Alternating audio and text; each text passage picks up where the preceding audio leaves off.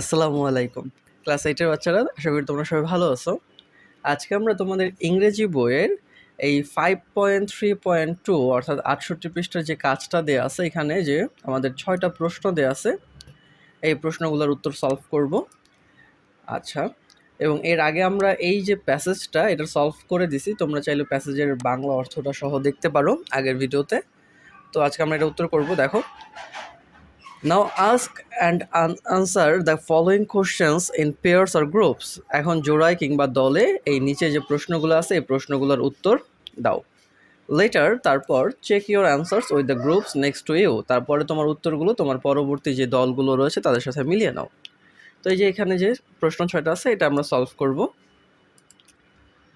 তো প্রথমে বলছে, what is the text about. টেক্সটটা কি সম্পর্কিত? টেক্সটটা কি সম্পর্কিত? এর অ্যান্সারটা আমরা এভাবে বলতে পারি, the text is about mental health. অর্থাৎ আমাদের এই পার্টটি মানসিক স্বাস্থ্য সম্পর্কিত।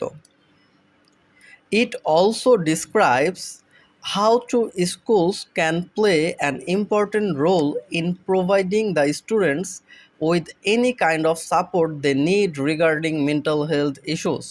এই পুরোটার যদি আমরা অর্থ করি তাহলে দ্বারা এটা এমন যে এটা অবশ্য শিক্ষার্থীদের মানসিক স্বাস্থ্য সমস্যার ক্ষেত্রে তাদের যে কোনো প্রয়োজনীয় সহায়তা দিয়ে স্কুলগুলো কীভাবে একটা গুরুত্বপূর্ণ ভূমিকা পালন করে তাও বর্ণনা করে। ইট অলসো ডিসক্রাইবস, এটা আরও বর্ণনা করে, how to schools can play an important role, স্কুলগুলো কীভাবে একটা গুরুত্বপূর্ণ ভূমিকা পালন করতে পারে ইন প্রোভাইডিং প্রোভাইড মানে হচ্ছে তোমার এখানে বোঝাচ্ছে সহায়তা দিয়ে, দ্য স্টুডেন্টস শিক্ষার্থীদেরকে with any kind of support they need regarding mental health issues, মানসিক স্বাস্থ্য সম্পর্কে তাদের যে সহায়তা প্রয়োজন সেটা স্কুল কীভাবে দিতে পারে। পরের প্রশ্নটা দেখো, how many ideas are there in the text. কতগুলো ধারণা আমাদের টেক্সটে রয়েছে এবং হোয়াট আর দে, এগুলো কি কি?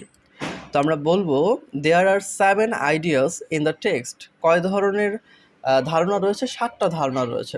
দেয়ার, তারা হচ্ছে what mental health refers to, cause of mental health, মানসিক স্বাস্থ্য সমস্যার কারণসমূহ, consequence of mental health issues, মানসিক স্বাস্থ্য সমস্যার পরিণতিসমূহ, কনসিকুয়েন্সেস বলতে পরিণতি বোঝানো হচ্ছে, and necessity to help the students in schools, এবং স্কুলের শিক্ষার্থীদের সাহায্য করার প্রয়োজনীয়তা, children's reluctance to ask for help, সাহায্য চাওয়ার প্রতি শিক্ষার্থীদের অনীহা, রিলাক্টেন্স মানে হচ্ছে অনীহা, and schools assurance to them, different types of school programs, inclusion of mental health in the school curriculum.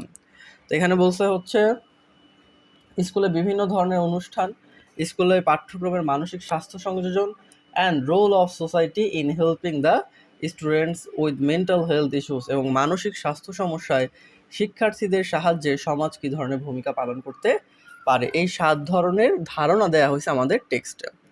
তারপর প্রশ্নটা দেখো, are the ideas connected to each other. ধারণাগুলো কি একটা আরেকটার সাথে সম্পর্কিত? ইফ ইয়াস, যদি হ্যাঁ হয়, হাউ আর দে কানেক্টেড, তারা কীভাবে সম্পৃক্ত বা কীভাবে সংযুক্ত? তো আমাদের অ্যান্সার হচ্ছে yes, the ideas are connected to each other. ধারণাগুলো একটা আরেকটার সাথে সম্পর্কিত। This ideas are interconnected and organised into different paragraphs. এই ধারণাগুলো আন্তঃসম্পর্কিত এবং বিভিন্ন অনুচ্ছেদে মানে ভিন্ন ভিন্ন অনুচ্ছেদে কি সাজানো আছে। They are logically organised and connected through appropriate cohesive devices. এগুলো যথাযথ সংযোগকারী শব্দ দ্বারা যৌক্তিকভাবেই সংগঠিত এবং সম্পৃক্ত। আশা করি এটা তোমরা বুঝতে পারছো, এভাবে লিখবা। এবং ডি এর অ্যান্সারটা দেখো, এটা খুবই সহজ, যে how many paragraph are there in the text. আমরা যদি তোমার টেক্সটটা যদি দেখো, টেক্সটে কতগুলো প্যারাগ্রাফ আছে এটা যদি খেয়াল করো দেখবা 8টা প্যারাগ্রাফ আছে। কয়টা প্যারাগ্রাফ আছে?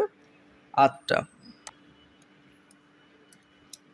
এই যে যেমন এটা একটা প্যারাগ্রাফ, এটা একটা প্যারাগ্রাফ, সো এরকম করে দেখবা যে মোট কয়টা প্যারাগ্রাফ আছে? 8টা প্যারাগ্রাফ আছে। বইয়ে দেখবা এরকম কয়টা আছে? 8টা প্যারাগ্রাফ আছে। তো আমরা লিখছি there are 8 paragraph in the text. এই নাম্বার প্রশ্নতে বলছে হচ্ছে what is the purpose of each paragraph. প্রত্যেকটা প্যারাগ্রাফের পারপোজ মানে উদ্দেশ্য কী? আমরা বলতে পারি each paragraph has different purposes, প্রত্যেকটা প্যারাগ্রাফের ভিন্ন ভিন্ন কি আছে, উদ্দেশ্য রয়েছে। First paragraph introduces the topic of the essay, প্রথম প্যারাগ্রাফটা অ্যাসে সম্পর্কিত কি করছে, পরিচয় প্রদান করছে।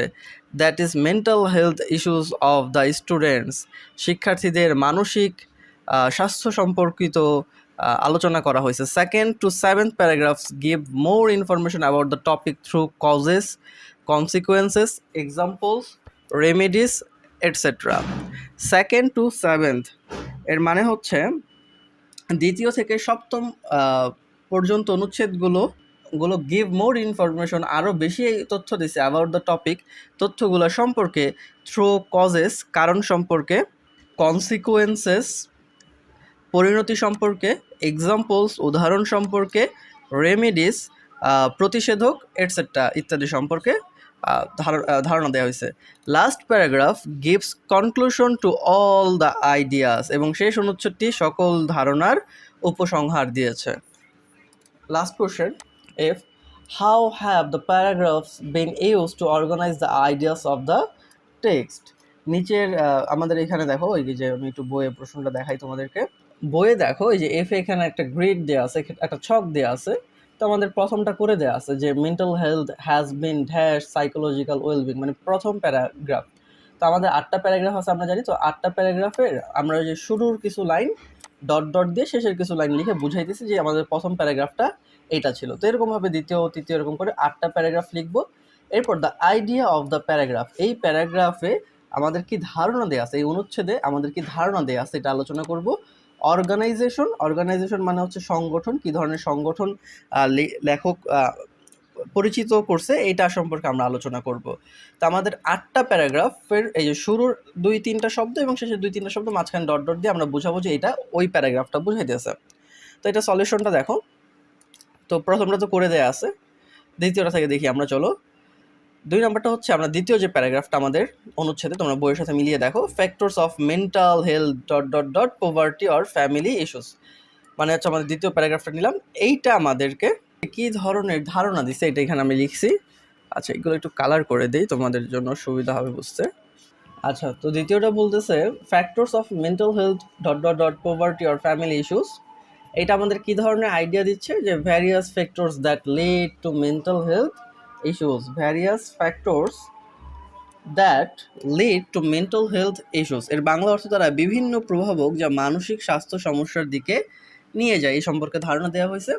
এবং এখানে অর্গানাইজেশনটা কীরকম, যে the writer provides the causes, লেখক কারণগুলো প্রদান করছে এখানে।